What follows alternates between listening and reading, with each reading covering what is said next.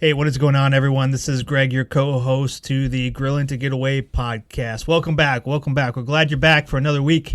Ben and I are excited to talk a little bit about the Milwaukee Air and Water Show. We were just out there selling some rubs and spices and some seasonings and some sauces. So it was a good time, and the show was great as well. So it's always a good time when the Blue Angels are out there flying around.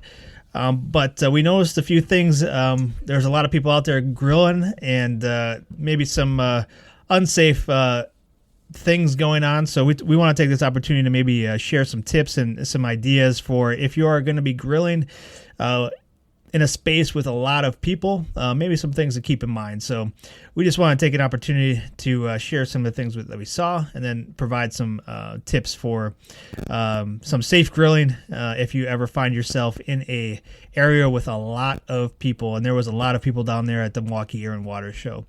And then we also talk about our past cooks and our upcoming cooks. And then also we hit our 2-year anniversary mark. So we celebrate a little bit with sharing our journey at 2 years here with our company, Burn Pit BBQ, and this podcast, Grilling to Get Away, is part of that history. So here we go. We hope you enjoyed this episode of Grilling to Get Away, and we're talking a little bit more about safety tips with a large group of people. Oftentimes, life is demanding, stressful, and just won't stop. When needing to take a break, we like to light up the charcoal and crack open a cold one. The Grilling to Get Away podcast is an ongoing conversation about all things barbecue and grilling, from our backyard to yours. So if you sometimes don't know what the heck you're doing, if you like to learn, and if you don't take yourself too seriously, you're in the right spot.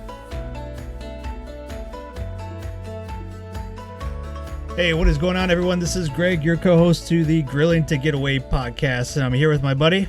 Hey, what's going on? This is Ben. Ben, it's been a long time. How you doing? Man, yeah, I'm good. It's good to see you again. It's good to see you too, man. We're right in the heat of it, where it's like, I don't even know, man. It's been probably at most maybe 3 days that I haven't seen you in the past month. Oh yeah. We've been going back to back to back to back. What a good problem! What a good problem to have. I know. I missed you. Yeah. We just spent 2 full days together at the Milwaukee Air and Water Show. What an event that was! Downtown Milwaukee. It was awesome.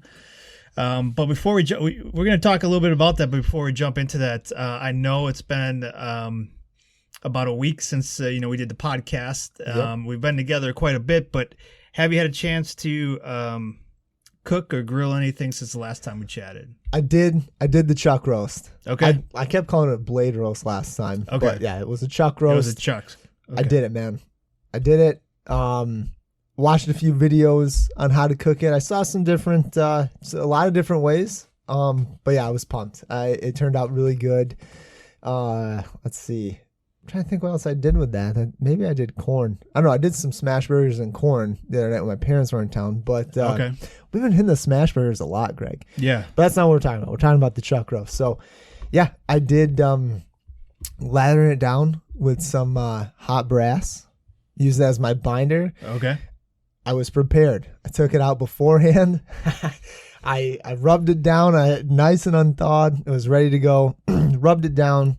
Hit it with some cracked, some kind of bigger, cracked black pepper chunks, and then some ground pounder, and I wrapped it. Let it set overnight. And my wife was like, "What are you doing?" I was like, "What do you mean? I've done this with ribs in the past." She's like, "Well, not very often." I was like, "Well, when I'm prepared, yeah, this is what I can do when I have some time." Yeah. So, no, man, I was pumped. I cooked it. Some of the recipes that I saw, it was about 300 degrees. I got it to about 135. Okay. I just did all indirect until I hit 135, and once I did that, I pulled it. I did asparagus. We did asparagus with it. That's when I threw asparagus on. I cooked that. And then I threw more coals in too. I got the temp a little bit higher. Nice. And so I let it rest for about a half hour. And then I pulled it. And then I threw it on and seared it right over the top of the coals. Nice. For about, I did it 90 seconds. And then I rotated it 90 degrees. Okay. Not 90, yeah, about 90 degrees. To kind of get some of those grill marks on there. Okay. Char it up a little bit. Searing it a little bit. Yep. And then I flipped it. And then you Same flipped thing. it. Yep. And, okay. So now, what did you do after that? And then I took it inside and just kind of let it sit for about another like 10 minutes. Mm-hmm. And then I cut it up. Then you sliced it up? Yeah. Yeah. What did you serve it with? Just that asparagus and corn? Yeah. Yep. Yeah. Yeah, man. I was pumped. I did see some other videos too where people cooked it like a brisket. Yeah. And so maybe next time I'd do that where, Okay. you know, they kind of lot lower and just over time. But yeah. I didn't want to cook it for like, you know, 4+ hours. Sure. And so So it was a quick one for you? Yeah, about I overall, like, I probably had in the grill total about, I think the first round was about, I want to say, man, no, I can't remember. It's been a week now, Greg. Let's see. I did it for I think an hour and 15 minutes, and then I flipped it, and then did it another like probably 45 minutes or so. So about two hours total. Okay. Indirect, and then pulled it, threw it in the meat cooler, and then how long did you let it rest? About a half hour. Okay. So, Yeah.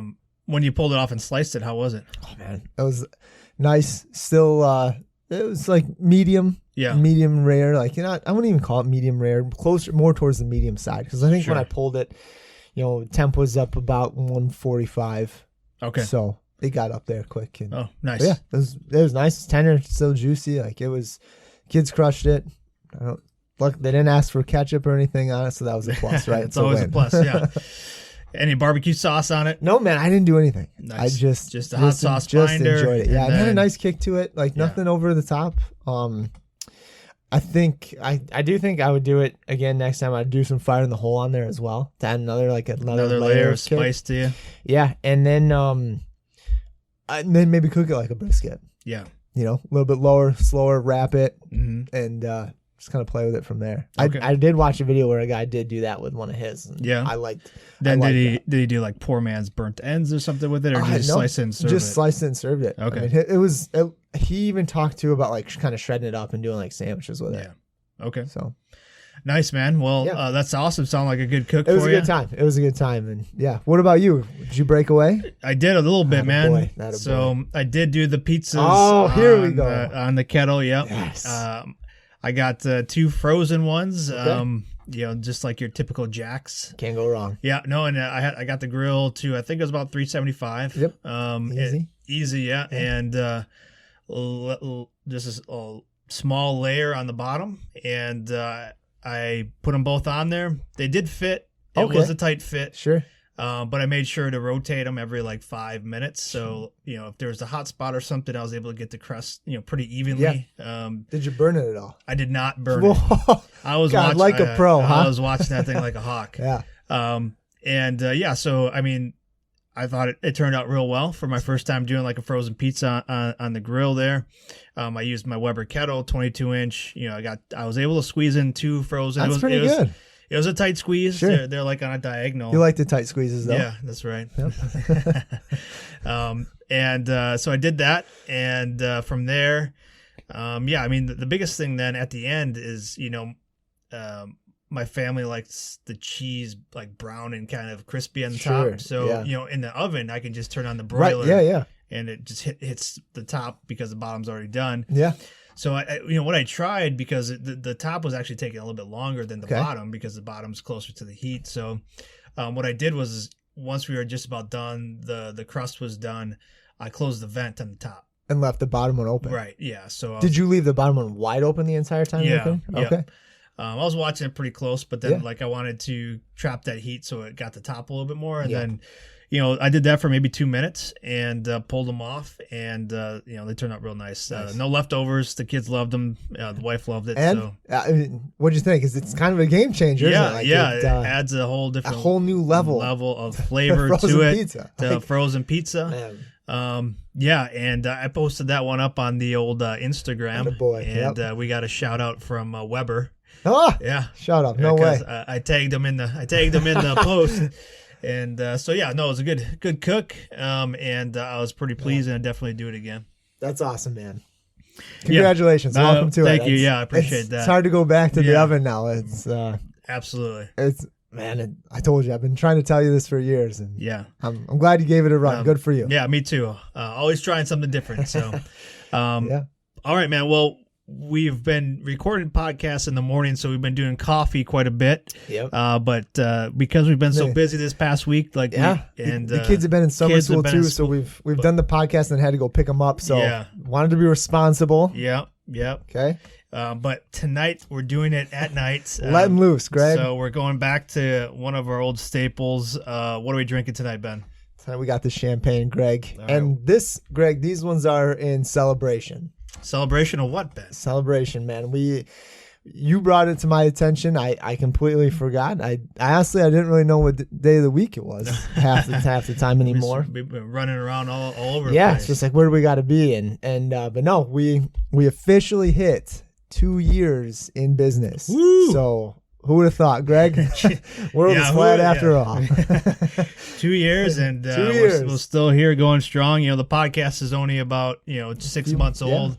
But we've been doing our Burn Pit BBQ for 2 years now. So awesome. Yeah, so here's to it, man. Congratulations. Let's open these up. Made And it. it's been a while. Here you go. Cheers. Oh, cheers, man. Happy 2 years. Oh, man. That's great. Oh, It tastes so good. yeah, once it's the lips. Yeah. 2 years in business. A lot of ups and downs, a lot of trial, a lot of error.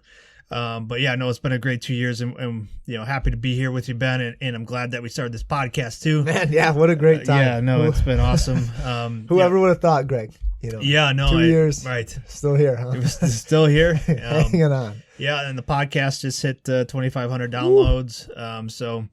We appreciate y'all sticking around with us, and hopefully you're finding some value in some of this stuff. But today we wanted to recap a little bit what we saw at the Milwaukee Air and Water Show. So we were down there, selling our rubs and our sauces. They have a whole line of vendors that you can go right along the lakefront there in Milwaukee, which is a beautiful area. But with that comes a big crowd. Absolutely. And we saw a lot of grills out there. Which is great. Which is awesome. We're pumped for that. Very, very awesome to see a lot of charcoal grills out there among the crowd goers. But we saw maybe some questionable tactics.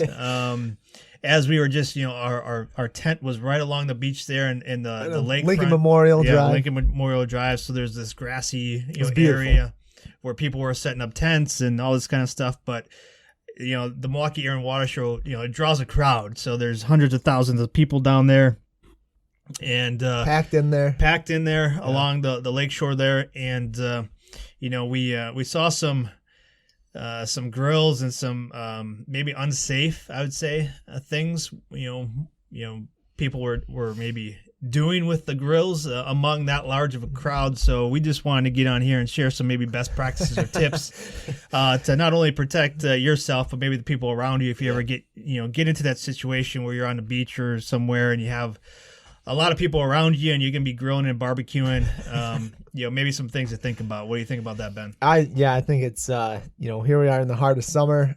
We're coming into almost into August here, and we haven't talked about this yet. I mean, I think we've talked about just kind of things that we've done, like kind of, with the pig, like making sure it was far enough away from the house, right? So, but not so much, I guess, especially when you're out in large crowds like this, maybe, I don't even know if I would call it like etiquette. I think it's just safety. Like safety, being smart about it. That many people around. Yeah. And like, it was packed. Like there's no spots to move really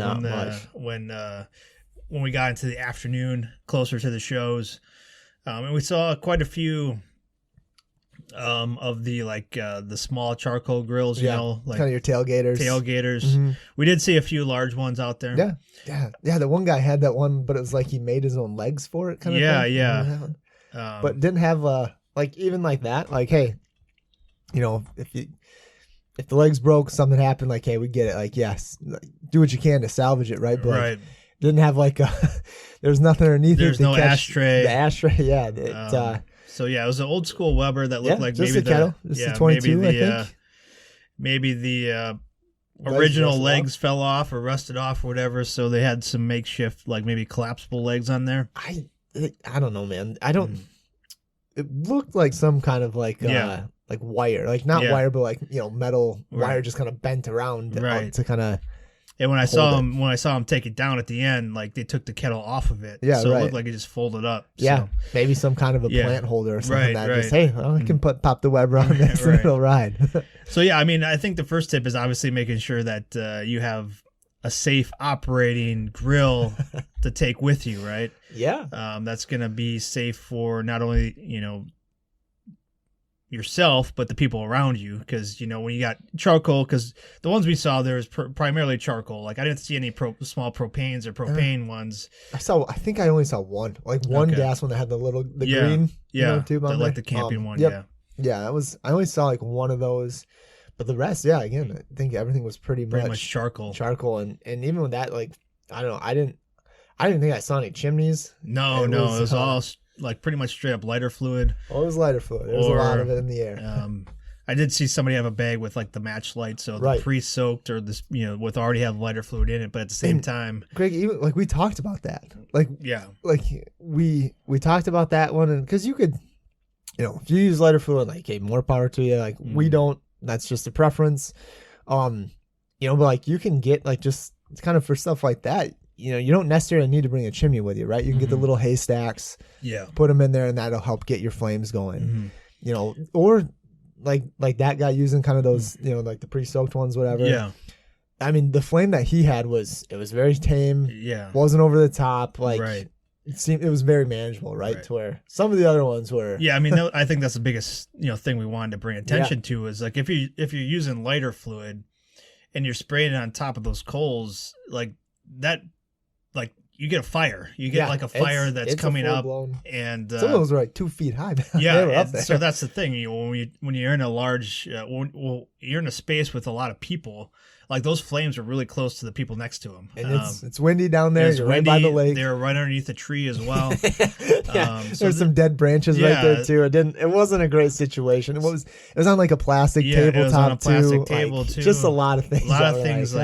So when me and Ben look over there and we saw that, and like I know what we're going to talk about on our next podcast, man. Like that's just like, to us, because we're around it all the time, like we kind of like are thinking about that kind of stuff. Like we got young kids too, so like making sure that people aren't touching the grill because it's hot. We don't want to get it burnt. But yeah, so biggest things like one is making sure your equipment is good, right? So you have a good grill.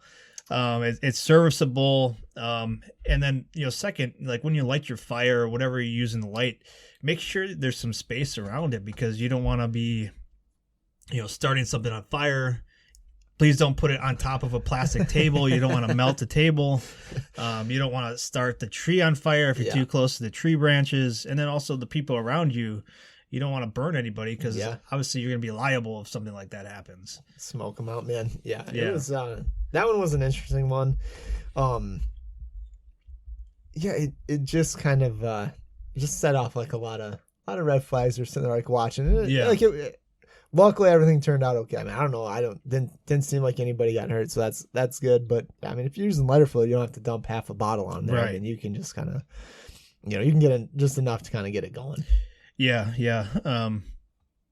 That's the biggest thing too. Is like make sure you just get a little bit. You don't need flames erupting out of it. You don't need. That's not the goal. Yeah, you don't need 2 feet of flames coming out of the grill. Yes, and then also just make sure there's enough space around it, like so there's not people, because there was people like butted right up against that groups. There's 2 different groups or multiple groups around this area, and they were all right next to each other. So yeah. Then I'm trying to think what else, man. It was kind of that same group too. I watched as they kind of broke down for the day, and his coals definitely weren't out, and he just kind of put it in like a tin pan. And then went and kind of left it underneath the tree. Like I knew he kind of poured like some water in it. I think it was pop. Yeah, he poured like the end of a pop in there. That's soda. Sorry, I'll tell you, Wisconsin. Yeah, sorry. I'm not sorry. What do I say? But yeah, he just like kind of poured the end of it, like his drink down in there. Yeah. And, I mean, you can see it kind of flaring up from that. Not like but like smoking and stuff, and definitely wasn't out. Mm-hmm. And I mean, luckily he had a tin pan, but still, it's kind of planning ahead, right, Greg? Like knowing, like, okay, I'm gonna have to cook earlier, so I have time to let these coals go out, make sure everything's not hot by the time when it's time to leave. Yeah, I mean, you got to have a plan for those hot coals. Yeah. When you're like tailgating is a little different, like when you're at the ballpark, because they usually have a place where you can put your hot coals. Right. Yep. Absolutely. But something like this at the beach, yeah, a fair, a park, like it's where people are kind of bringing their own stuff, but it's not common really. Mm-hmm.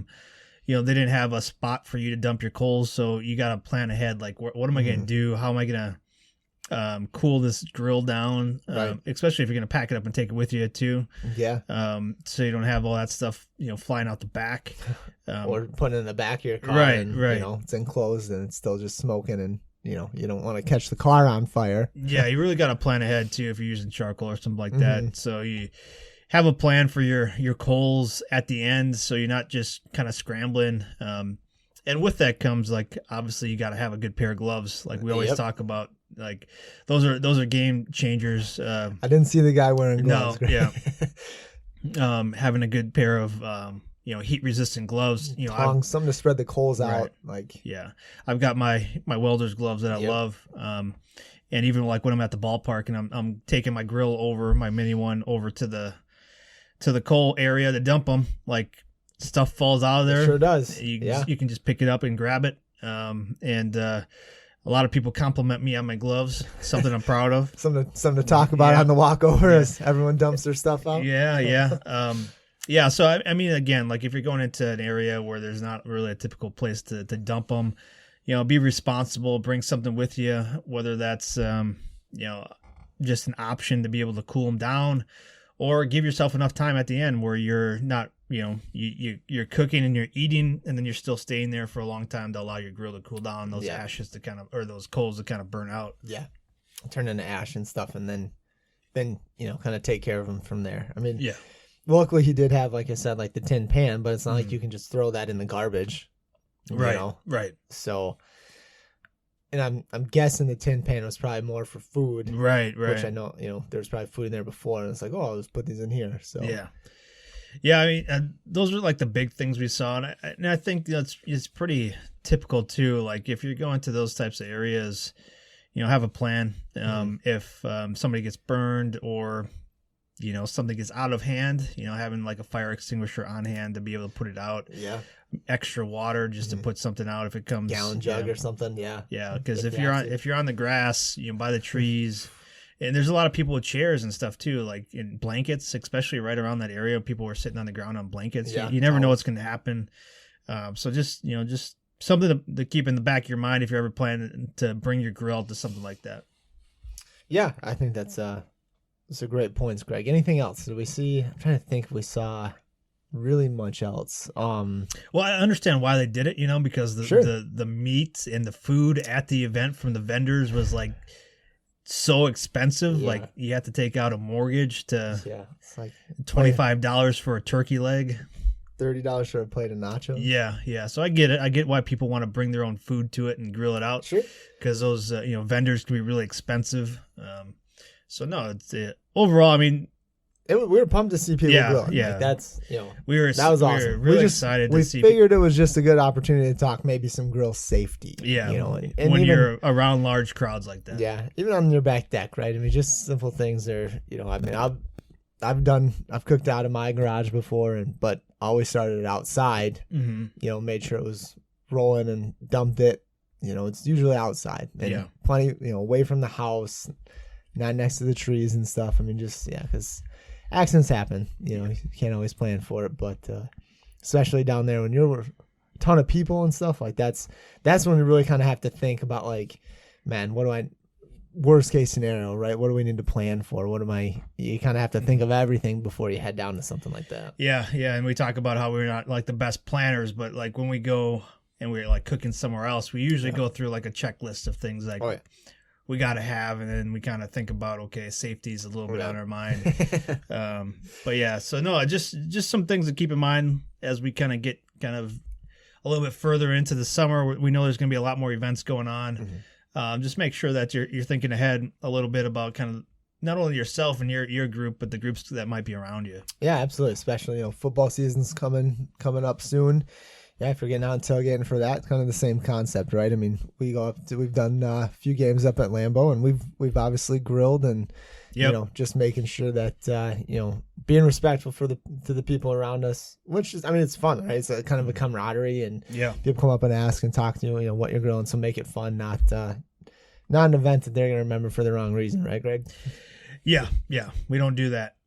Yeah, and baseball games, football games, just be a good grilling citizen and make sure that you're protecting the people around you. Yeah, like I said, those little haystacks, man, like they work great.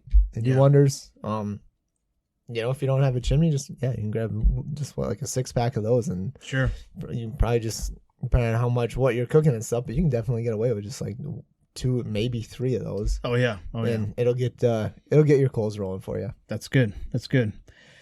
All right, man. Well, anything else you could think about, like maybe the Air and Water Show that we didn't talk about? No, not as far as like safety necessarily goes. I mean, it was a little bit windy down there. We saw some people with tents. They were all staked in pretty well, which was good. But no, I just want to say thanks to everybody that came and stopped by, that made purchases. We had a few people download the podcast right then and there in front of our booth, and that was awesome. We talked to a ton of first time grillers, people that just bought a grill. There's a lot. One was like a week ago, a couple were like 2 weeks within the last month, and that's awesome. Like we're like, oh man, welcome to the family. Yeah, welcome to the family. So that was cool. And then even just having people walk by, like, that didn't stop or buy anything, but like, oh, I love your guys' stuff. Yeah. Your stuff's awesome. Like, just giving us a quick shout out.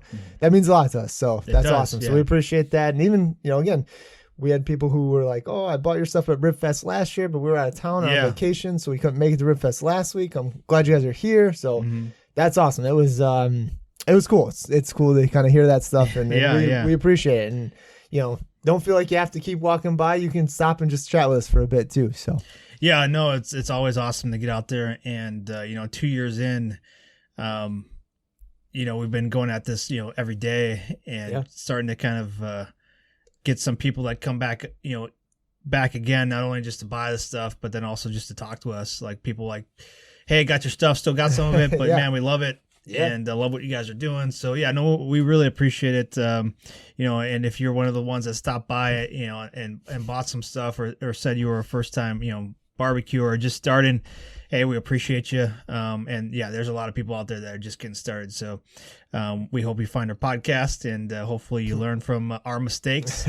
But no, we appreciate everybody that listens and continues to share. If you do find value from what we're doing here, please continue to share, because that's the only way the podcast grows, kind of through word of mouth. And then also, leave us a review and a rating. But no, other than that, no. What you got coming up? Anything? Any cooking? Yeah, we're gonna do some chicken. Kind of get prepped. We'll be out.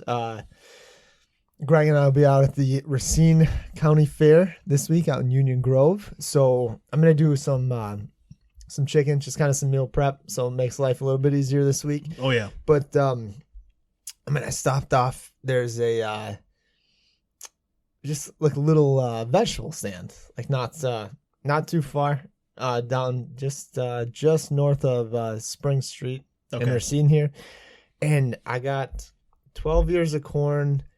What did I get? Two big tomatoes, green peppers, 4 jalapenos, and a cucumber, all for $10. Yeah, it was awesome, man. And so my parents were just in town, so we cooked up all the corn when they were here.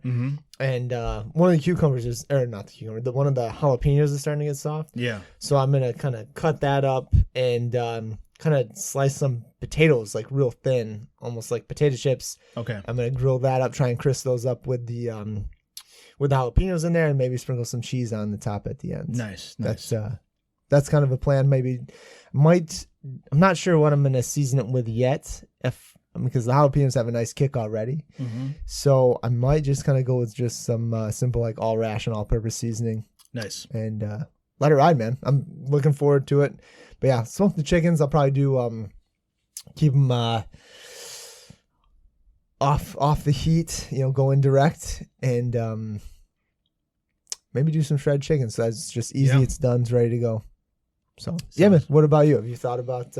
Well, I'll get to do some chicken meal prep like you. Yeah. Man, always love it. You. Yeah, I do too. I you can't go wrong with chicken. So no, I mean it's simple. You know, like you can season it, put it on the grill, and you can season it however the hell you want to, which is great. If you put it on the grill, you get a nice char to it. Like it always tastes good, even like when you're doing leftovers and and so that's what I like to do too. I like to do a bunch of chicken, and have it for the week. And then my son, who's got his own grill, we got some hot dogs. He's gonna be cooking dinner here soon, so he'll probably be doing that. Yeah. Pull your weight, boy. It's all starting to pay off. Nice. Yeah. But no, other than that, maybe I'll throw some steaks on. I'm not sure. We're gonna be busy. Anything we do will probably be hot and fast. Because we won't have much time to smoke too much. But hopefully in August we'll get back out there a little bit more. Yeah.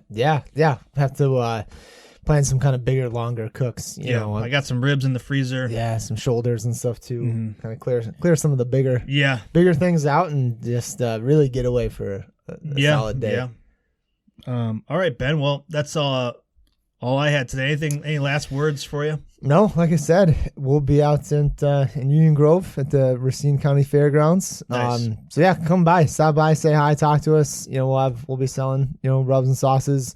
Then the following weekend, which is the 5th and 6th, so Friday and Saturday, is Bacon Fest. Bacon Fest. It's the first time around that they're having it in Mount Pleasant, so we'll be out there then too. Yeah, we'll be out there selling rubs and sauces. I think I looked at the website today. They got maybe 12 different food vendors. We're not doing the food, but they're gonna have 12 different food vendors that have obviously bacon included in a lot of their menu items, and even some dessert items. There you go. Nice.